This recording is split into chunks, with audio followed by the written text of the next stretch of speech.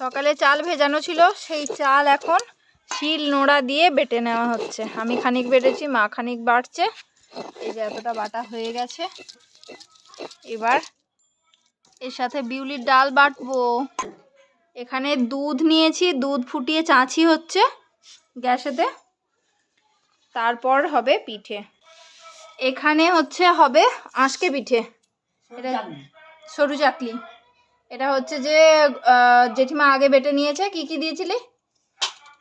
চাল, লঙ্কা, জিরা, চাল, এত কিছু দিয়েছে। একটু তেল নিয়েছে সঙ্গে, হ্যাঁ বিউলির ডাল, আর লবণ নিয়েছে একটু, আর এটা যেন কি, হলুদ, জিরে,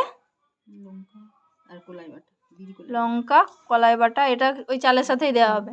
আর মূলোটা দিয়ে তেল দিয়ে তাওয়াতে হবে। আর গরম জলটা দিয়ে একটু বাড়ানোর জন্য রেখেছে আর কি, একটু গোলা গোলা হবে। তো কি বলছে,